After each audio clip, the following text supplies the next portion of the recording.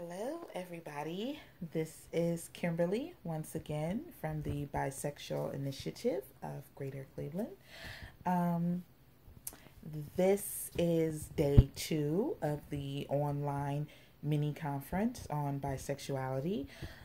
Um, and this is the second personal talk that I am doing on one another one of the questions that I've been asking those that I've been interviewing, which is what is my personal definition of heteroflexibility and homoflexibility, which um this question is these two questions are a mixed bag for me. Well, first off, heteroflexibility, I, well, both the terms are quite new to me, actually. I've, within the last 2, 3 years, I've been exploring in the BDSM kink communities, and, BDSM kink spaces are the only spaces that I've heard of those two terms, heteroflexibility and homoflexibility. So, um, and when I interact with people, with a lot of people with those, who identify as heteroflexible or homoflexible, it's the interactions I usually have are they are not romantically inclined to the same gender as themselves. Um, they're sexually inclined. They want to play with and have sexual encounters with those that are the same gender as themselves, but they are not interested in romantic relationships with those of the same gender.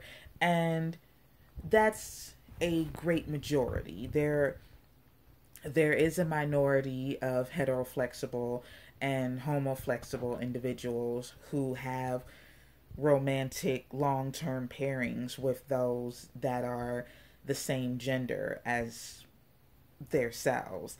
But generally, it's not.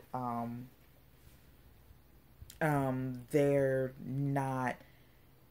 They don't seem to look for. They don't seem to desire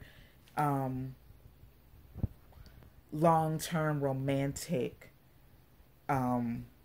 relationships with those of the same gender as themselves. Um, so they exhibit sort of, I hate to use the word classic, but it's the only word that comes to mind.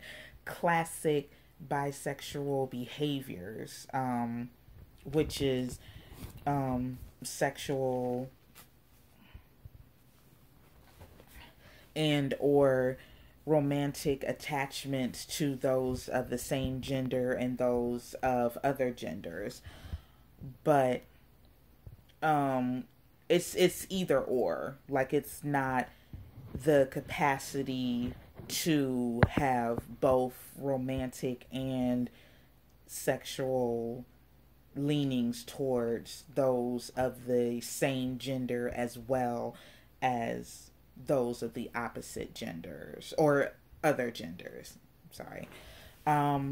So now, and that's my personal general definition of heteroflexibility and homoflexibility.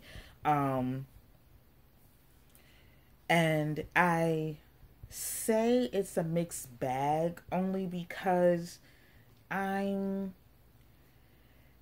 I mean, they're definitely under the bisexual umbrella. I mean, like I said, they exhibit I mean, they exhibit bisexual behaviors, so they're definitely in the bi family. Um,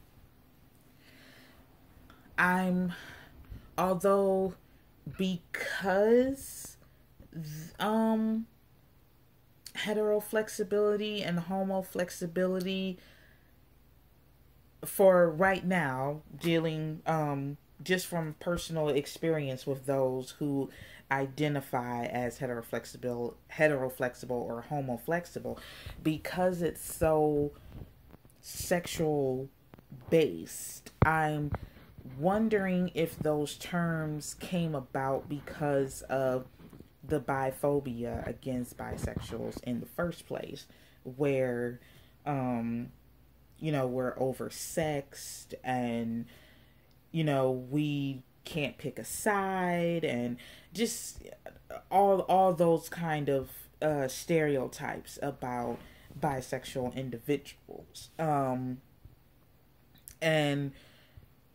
for those who exhibit bisexual behaviors but not necessarily bisexual emotions, if that makes any sense.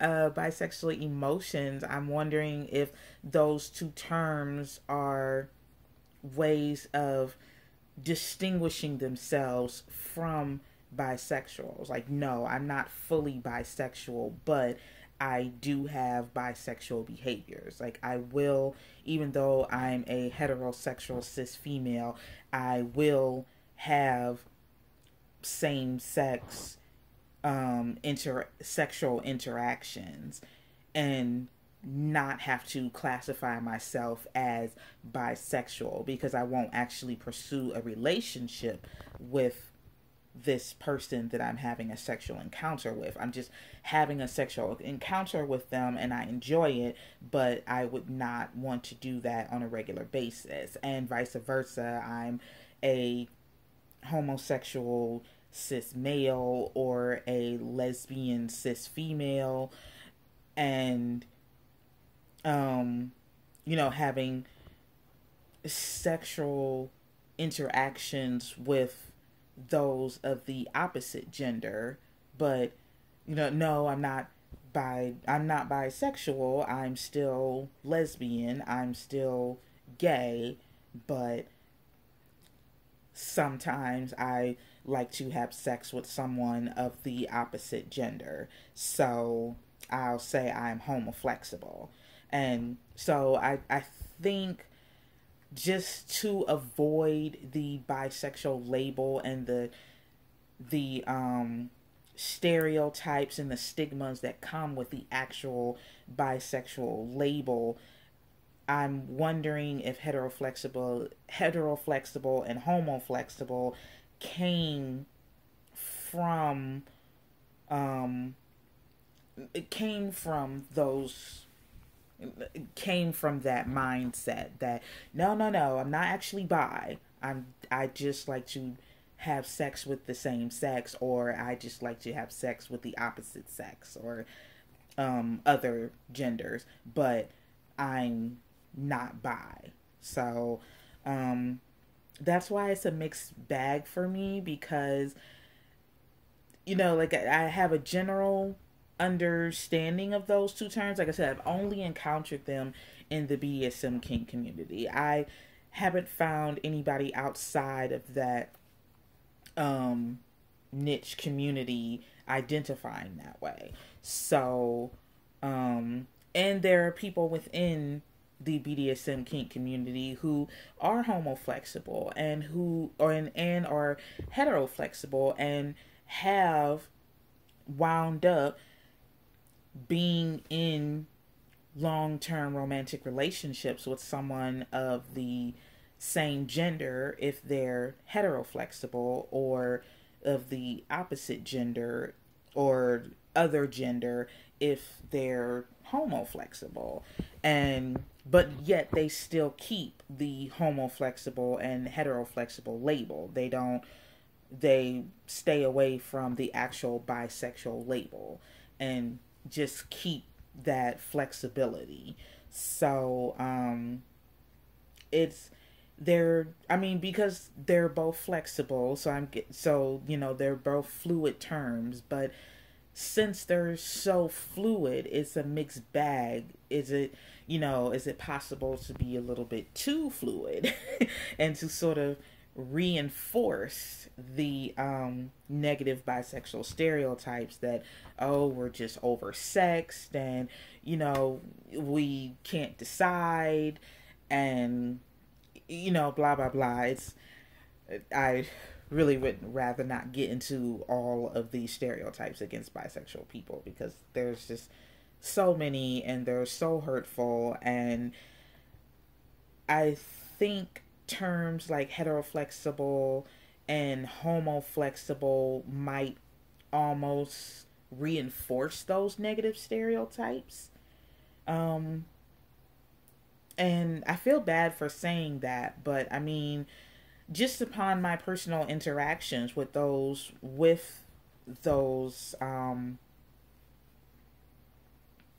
who identify in those ways, that's what I've seen, is that they sort of reinforce the that the that we can't decide, and that we're just oversexed and just want to have fun, and well, everyone wants to have fun, but I mean, we just want to have fun to the point of it might it might hurt someone else, to the point of, okay, we might really like you, we might really want something deep with you, and it's like, no, I'm heteroflexible, I don't want a relationship with you, I just want to have sex. And it can get kind of muddy, if everyone isn't upfront about their intentions. And even with being upfront about it, there's a great number of individuals who are self-identifying as heteroflexible or homoflexible. So it's, there's, and, as important as it is to be upfront about your intentions, if everyone sort of takes on the heteroflexible and homoflexible and just sort of phases bisexuality out, then it might be a little bit tricky. It might start erasing people again. Those of us who do identify as bisexual and want romantic as well as sexual relationships with those of the same gender as ourselves or other genders. So those are my controversial thoughts on heteroflexibility and homoflexibility, and how my feelings, my definitions of them, my personal feelings about them, and how they potentially could harm the bisexual community as a whole. But also too, how they help the bisexual community, because they are under the bisexual umbrella. As I said before, I mean, they are bisexual. They're just not actually claiming the name, but they are bisexual. They're under the bisexual umbrella. So, but I said those are my thoughts. And as you can see, I'm rocking another shirt that me and one of the other former organizers of the Bisexual Initiative came up with. So stay tuned for the next talk, and thanks. I'll see you later.